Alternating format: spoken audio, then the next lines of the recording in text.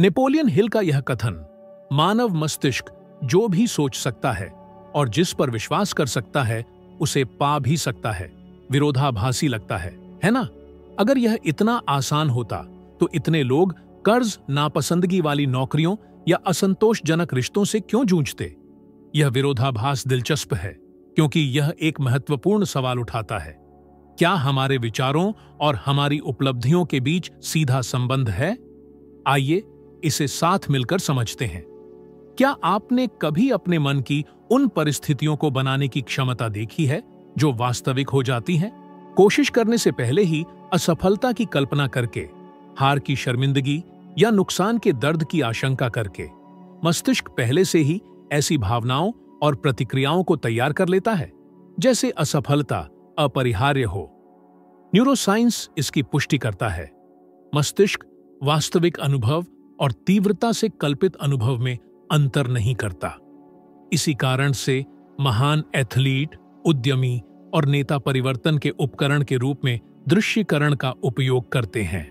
उदाहरण के लिए सर रॉजर बैनिस्टर को एक दूरदर्शी, लगभग पागल माना जाता था जब उन्होंने घोषणा की थी कि वे 4 मिनट से कम समय में 1 मील दौड़ेंगे, कुछ ऐसा जो डॉक्टरों ने जैविक रूप से असंभव माना था।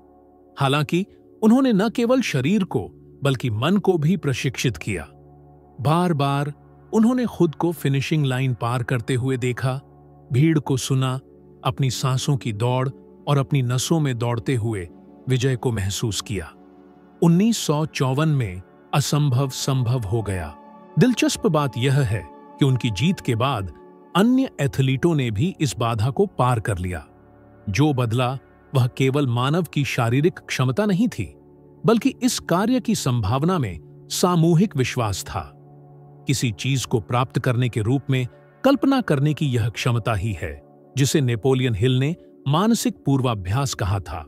और जागने पर बकाया बिलों की चिंता करने के बजाय खुद को $50,000 के अनुबंध पर हस्ताक्षर करते हुए देखना, कागज पर कलम फिसलते हुए महसूस करना, मुस्कुराना और अपने क्लाइंट का अभिवादन करना, आपका शरीर वैसा ही प्रतिक्रिया करता है जैसे यह वास्तविकता हो।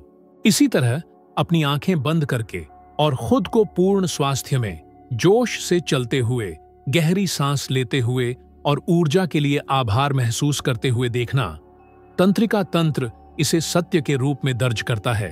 शरीर और मन को सामंजस्य स्थापित करने के लिए आंतरिक समायोजन शुरू करता है। न्यूरोसाइंस इस प्रक्रिया को न्यूरोप्लास्टिसिटी के रूप में परिभाषित करता है। मस्तिष्क की नई तंत्रिका संबंधों को बनाने की क्षमता, उन पैटर्न को मजबूत करना जो भविष्य के व्यवहारों को निर्देशित करते हैं। भावनाओं से भरे प्रत्येक दृश्यीकरण के साथ आप इन तंत्रिका मार्गों को मजबूत करते हैं, जैसे किसी इलाके में गहरे रास्ते बनाना, जब तक कि वे प्राकृतिक मार्ग नहीं बन जाते। अपने जीवन पर विचार करें।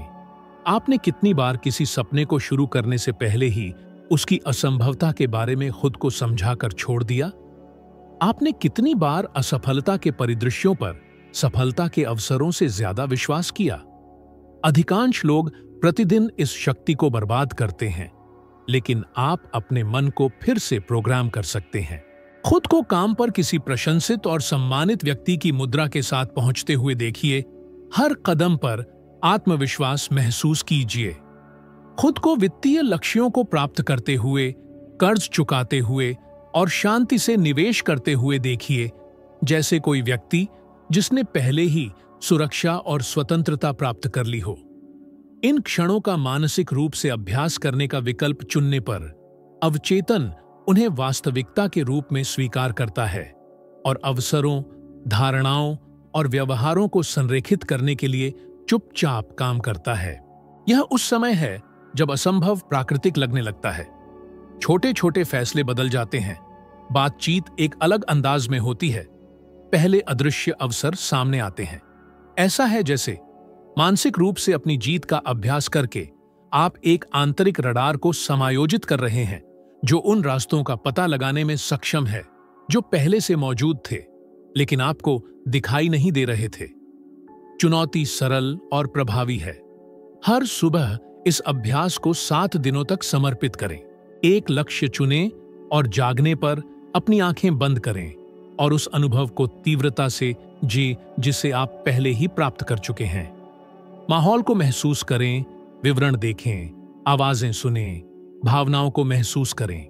यह केवल कल्पना करने के बारे में नहीं है, बल्कि इसे वास्तविक होने के रूप में जीने के बारे में है। शुरुआती असुविधा होगी, शायद आत्म धोखे की भावना भी, लेकिन यहीं पर परिवर्तन होता है। प्रत्येक पुनरावृत्ति आपकी नई पहचान के निर्माण में एक ईंट है। आप जल्द ही वह जी रहे होंगे जो पहले केवल आपके दिमाग में मौजूद था। डर एक लकवाग्रस्त करने वाली शक्ति है। यह चुपके से घुसपैठ करता है, फुसफुसाता है कि कोशिश न करना बेहतर है, शुरू करने से पहले ही हार मान लेना अधिक सुरक्षित है।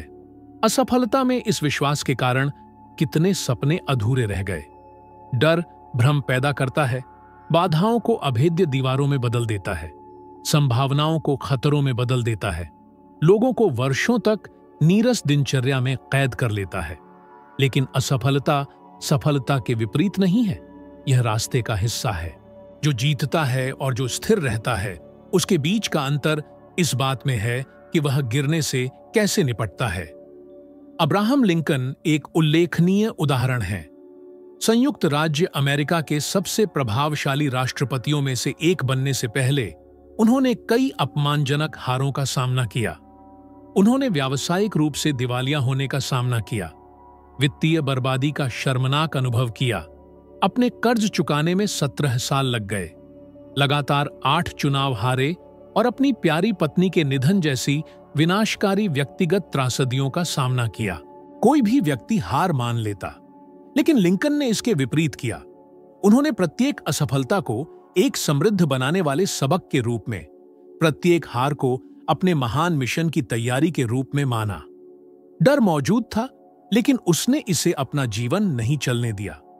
अपनी वास्तविकता को देखते हुए आपने मौन भय के कारण कितने अवसरों को जाने दिया। आपने कितनी बार उद्यम करने, करियर बदलने, कोई परियोजना शुरू करने या अपनी प्रतिभा व्यक्त करने के बारे में सोचा, लेकिन उस आंतरिक आवाज को सुनकर पीछे हट गए जिसने कहा कि यह इसके लायक नहीं होगा। डर आपको विश्वास दिलाता है कि कोशिश करने का दर्द पछतावे के दर्द से अधिक है, लेकिन यह पछतावा धीरे धीरे नष्ट करता है और किसी भी अस्थायी असफलता से बहुत अधिक समय तक रहता है। रहस्य डर के साथ अपने संबंध को बदलना है। इसे दुश्मन के रूप में नहीं, बल्कि एक संकेतक के रूप में देखना है कि आप सही रास्ते पर हैं, क्योंकि हर चीज जिसके लायक है उसे साहस की आवश्यकता होती है। विज्ञान इसकी पुष्टि करता है। मनोविज्ञान में अध्ययन दर्शाते हैं कि जब हम अपरिहार्य सफलता के विश्वास के साथ कार्य करते हैं तो मस्तिष्क डोपामाइन जैसे न्यूरोट्रांसमीटर जारी करता है, जो प्रेरणा को बढ़ाता है, और कोर्टिसोल के स्तर को कम करता है, जो तनाव से जुड़ा हार्मोन है। मानसिक रूप से अपनी जीत को समय की बात मानकर आपका शरीर और आपका मन अलग तरह से प्रतिक्रिया करते हैं, जिससे आप चुनौतियों का सामना स्पष्टता से कर सकते हैं, हिचकिचाहट से नहीं। परिवर्तन का अर्थ डर को खत्म करना नहीं है, बल्कि इस आत्मविश्वास के साथ उसका सामना करना है कि यह आपके परिणामों को परिभाषित नहीं करता है। कल्पना कीजिए कि आपका जीवन कैसा होगा यदि हर महत्वपूर्ण निर्णय के सामने आप खुद से यह सवाल पूछते, अगर मुझे पूर्ण रूप से जीत का यकीन होता तो मैं कैसे काम करती। इस साधारण प्रश्न में अदृश्य जंजीरों को तोड़ने की शक्ति है, क्योंकि यह ध्यान को असुरक्षा से विश्वास में स्थानांतरित करता है। यह कठिनाइयों को नजरअंदाज करने के बारे में नहीं है, बल्कि जिस तरह से आप उन्हें देखते हैं उसे बदलने के बारे में है। बाधाएं असफलता के संकेत नहीं, बल्कि उत्कृष्टता की ओर जाने वाले पुल बन जाते हैं। और इस मानसिकता के साथ आप समझते हैं कि प्रत्येक गिरावट में एक बड़े लाभ का बीज होता है। चुनौती इस विश्वास के साथ कार्य करना है। मैं कोशिश करूंगा, या शायद एक दिन जैसे हिचकिचाते हुए भावों को निश्चितता के कथनों से बदलें। मैं करूंगा, मैं पहले से ही कर रहा हूं, यह अपरिहार्य है। ऐसा कहकर आप केवल खुद को आश्वस्त नहीं कर रहे हैं, बल्कि आप सचमुच अपने मस्तिष्क को पुनः प्रोग्राम कर रहे हैं। समय के साथ आपके आसपास के लोग भी इस ऊर्जा को महसूस करेंगे। वे आपके आसन में, आपके स्वर में, आपके निर्णयों में देखेंगे कि आप संदेह के साथ नहीं, बल्कि एक शांत और दृढ़ आत्मविश्वास के साथ चल रहे हैं। जब आप इसके बावजूद कार्य करते हैं तो डर अपनी शक्ति खो देता है और हर कदम के साथ आप इस बात का जीवित प्रमाण बन जाते हैं कि यह केवल आपके मन द्वारा बनाया गया एक भूत था। केवल सफलता की कामना करना ही काफी नहीं है। यह उस व्यक्ति की पहचान ग्रहण करने की आवश्यकता है जिसने उसे पहले ही प्राप्त कर लिया है। यह कहने में एक बहुत बड़ा अंतर है कि कोई कुछ बनने की कोशिश कर रहा है और यह घोषित करना कि वह पहले से ही है। जो कहता है कि वह स्वस्थ होने की कोशिश कर रहा है, वह निरंतर संघर्ष की स्थिति में रहता है, किसी दूर की चीज की तलाश में। लेकिन जो घोषित करता है कि वह एक स्वस्थ व्यक्ति है, उसके चुनाव, रवैये और आदतें स्वाभाविक रूप से, बिना किसी प्रयास के, इस पहचान को दर्शाते हैं। यह परिवर्तन केवल अर्थपूर्ण नहीं है, यह मानसिक संरचना में एक मौलिक परिवर्तन का प्रतिनिधित्व करता है, जो वास्तविकता को प्रस्तुत करने के तरीके को पूरी तरह से बदलने में सक्षम है। वही उन लोगों के साथ होता है जो सफलता के ठोस प्रमाण होने से पहले ही विजेताओं की तरह व्यवहार करना चुनते हैं। अंतरिक्ष दौड़ के दौरान जॉन एफ कैनेडी का एक ऐतिहासिक उदाहरण उल्लेखनीय है। एक ऐसे समय में जब संयुक्त राज्य अमेरिका अंतरिक्ष अन्वेषण में सोवियत संघ से पीछे था, उन्होंने घोषित नहीं किया कि देश चंद्रमा तक पहुंचने का प्रयास करेगा। उन्होंने दृढ़ता से कहा कि अमेरिका उस दशक में चांद पर पहुंचेगा, न कि इसलिए कि यह एक आसान काम था, बल्कि इसकी कठिनाई के कारण। यह केवल एक राजनीतिक वादा नहीं था, बल्कि राष्ट्रीय पहचान का एक सटीक बयान था। कैनेडी ने पूरी राष्ट्र को विजेता, अग्रणी की मुद्रा में रखा, इससे पहले भी कि वह इस महत्वाकांक्षा को पूरा करने के लिए आवश्यक तकनीक रखता हो। यह सामूहिक पहचान ने वैज्ञानिकों, इंजीनियरों और नागरिकों को अपनी क्षमता पर विश्वास करने के लिए प्रेरित किया, जिससे ऐसी उपलब्धियां हासिल हुईं जो असंभव लगती थीं। नेपोलियन हिल ने अपने जीवन में भी ऐसा ही परिवर्तन देखा। जब एंड्रयू कार्नेगी ने उन्हें अपने जीवन के दशकों को सफलता के दर्शन के अध्ययन और लेखन के लिए समर्पित करने की चुनौती दी, तब हिल एक प्रसिद्ध लेखक नहीं थे और न ही उनकी कोई ज्यादा प्रभावशाली रचनाएं थीं। पर उन्होंने यह चुनौती स्वीकार कर ली और एक उच्च उद्देश्य के प्रवक्ता की पहचान धारण कर ली। बाहरी सबूतों के अभाव में भी उन्होंने खुद को ऐसे व्यक्ति के रूप में स्थापित कर लिया जो दुनिया को समृद्धि और व्यक्तिगत सफलता के लिए मार्गदर्शन प्रदान करने के लिए नियत था। इस पहचान ने उन्हें सबसे कठिन समय में भी गरीबी, आलोचना और बदनामी का सामना करते हुए सहारा दिया। यही पहचान थी जिससे ऐसी रचनाएं उत्पन्न हुईं जिन्होंने पीढ़ियों को पार किया और लाखों लोगों का जीवन बदल दिया। आप देख सकते हैं कि आप जिस पहचान को चुनते हैं वह आपके परिणामों को कैसे परिभाषित करती है। यदि आप खुद को कर्ज में डूबे हुए, सीमित और बदकिस्मत व्यक्ति के रूप में देखते हैं, तो आपके सभी कार्य इसी बोझ को वहन करते हैं, जिससे आपकी स्थिति और भी खराब होती है। लेकिन अगर आप एक समृद्ध, संगठित और सक्षम व्यक्ति की पहचान धारण करने का निर्णय लेते हैं, भले ही आपके बैंक खाते में इसका कोई प्रमाण न हो, तो आपका व्यवहार इस नई धारणा के अनुरूप ढलने लगेगा। आपका रवैया बदलेगा, आपकी बातें बदलेंगी और आपके निर्णय इस नए दृष्टिकोण को दर्शाएंगे। खुद से पूछें, अगर मैं पहले से ही अपना सबसे सफल रूप होता तो आज मैं कैसे काम करता? मैं क्या पहनता, किन लोगों से मिलता, किस तरह की बातें करता और क्या चुनाव करता? यह दिखावा नहीं है, बल्कि अपने वास्तविक स्व के साथ सामंजस्य स्थापित करना है, जो विरासत में मिले डर और सीमाओं से परे है। जब आप अपनी वर्तमान वास्तविकता से बेहतर व्यक्ति के रूप में व्यवहार करते हैं, तो आपका मन असंगति की स्थिति में आ जाता है और इस असुविधा को दूर करने के लिए यह आपकी आंतरिक कल्पना के अनुरूप बाहरी वास्तविकता को समायोजित करने के लिए अथक प्रयास करता है। इसी क्षण अवसर मिलने लगते हैं, रिश्ते बदलते हैं और जीवन आपके पक्ष में काम करने लगता है। ऐसा इसलिए नहीं है क्योंकि दुनिया अचानक बदल गई है, बल्कि इसलिए कि आपने उस व्यक्ति की पहचान बदल दी है जो इसे देख रहा है। जब आप इस अवधारणा को आत्मसात करते हैं तो आप समझते हैं कि अपनी इच्छानुसार कार्य करने के लिए आपको बाहरी परिस्थितियों के बेहतर होने का इंतजार करने की आवश्यकता नहीं है। रास्ता बिल्कुल उल्टा है। पहले आप आंतरिक रूप से बदलते हैं और फिर दुनिया जवाब देती है। और शायद यही उन लोगों के लिए सबसे बड़ा सबक है जो अपना जीवन बदलना चाहते हैं। पाने से पहले बनना, प्राप्त करने से पहले कार्य करना, वर्तमान में प्रकट होने से पहले भविष्य की पहचान धारण करना। यही वह कुंजी है जो सपने देखने वालों को उन लोगों से अलग करती है जो उन्हें पूरा करते हैं। अधिकांश लोग मानते हैं कि महत्वपूर्ण परिवर्तन महान क्षणों, महाकाव्य निर्णयों या भाग्य के धक्कों में होते हैं। लेकिन सच्चाई यह है कि जीवन उन सूक्ष्म चुनावों से ढाला जाता है जिन्हें हम रोजाना दोहराते हैं। छोटी छोटी आदतें, रोजमर्रा की दिनचर्या, वह जो तुच्छ लगता है वही किसी के भाग्य का निर्माण या विनाश करता है। इसी विवरण में रहस्य निहित है। बहुत से लोग अचानक बदलाव का सपना देखते हैं, लेकिन दैनिक अनुशासन की शक्ति को कम आंकते हैं। अपनी क्रियाओं को उस पहचान के साथ सामंजस्य स्थापित करने की शक्ति को कम आंकते हैं जिसे वे ग्रहण करना चाहते हैं। विंस लोम्बार्डी ने इसे तब समझा जब उन्होंने एक हारी हुई टीम ग्रीन बे पैकर्स को संभाला, जिसने पिछले सीजन में केवल एक ही मैच जीता था।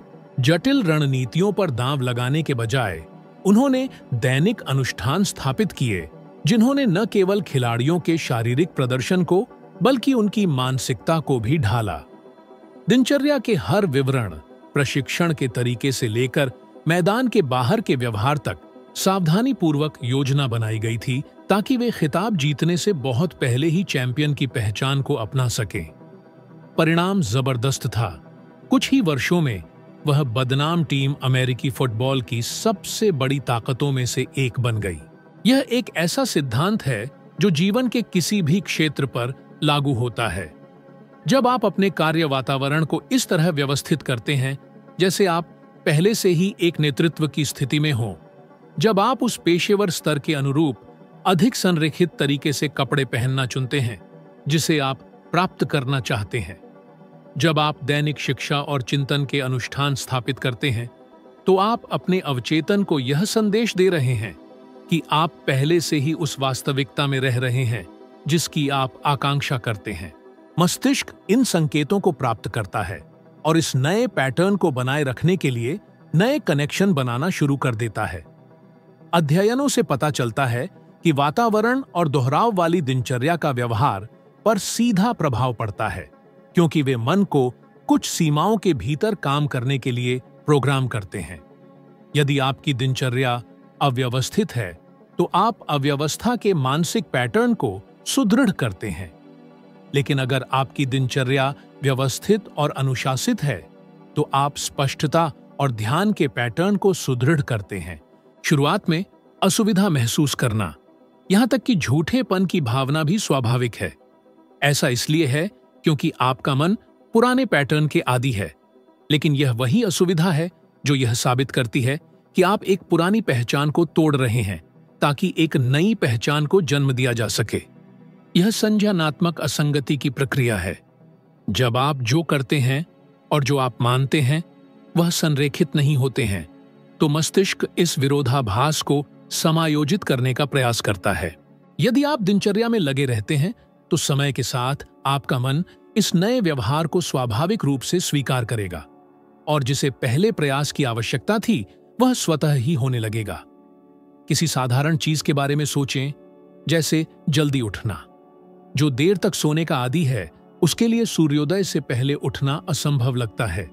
लेकिन जब यह दिनचर्या में बदल जाता है, तो यह बलिदान नहीं रह जाता और पहचान का हिस्सा बन जाता है।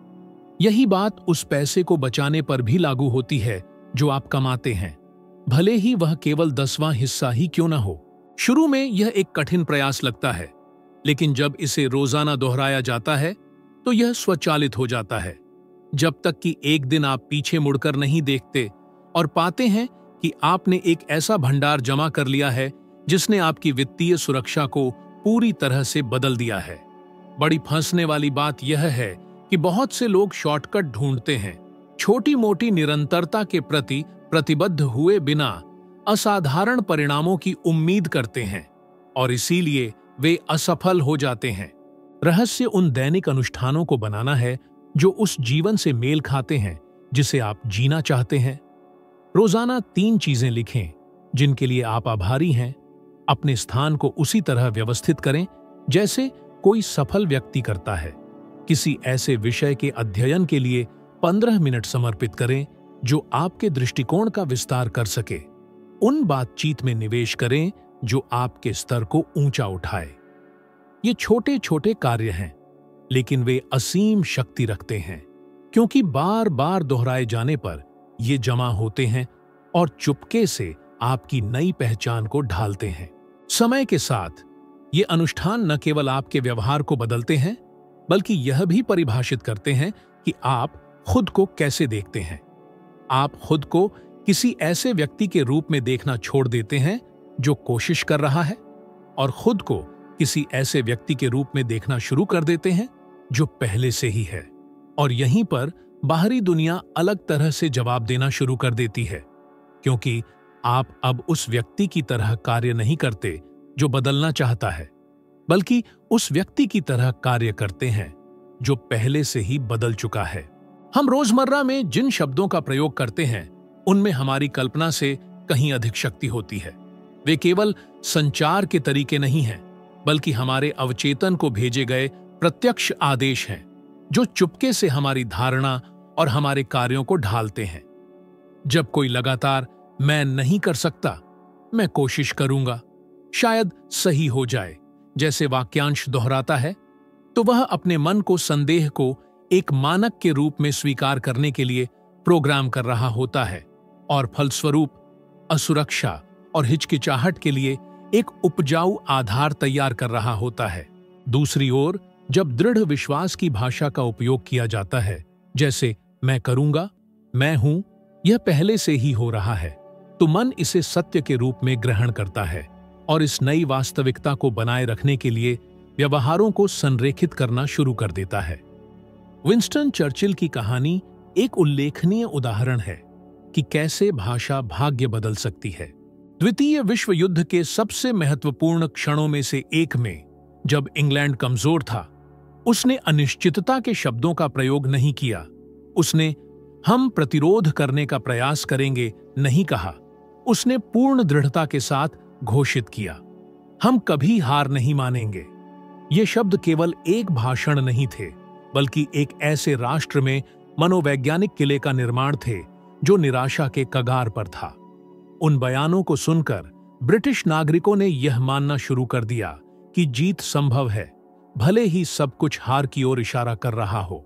भाषा ने एक लोगों की पहचान को ढाला और इतिहास के रुख को बदल दिया। अब अपने जीवन के बारे में सोचें। आपने कितनी बार अपने सपनों को नष्ट कर दिया है क्योंकि आपने बिना समझे कमजोर शब्दों का इस्तेमाल किया है। मैं अपने कर्ज चुकाने की कोशिश करूंगा कहकर आप अपने अवचेतन को असफलता की संभावना से अवगत कराते हैं, अपनी पहल को कमजोर करते हैं।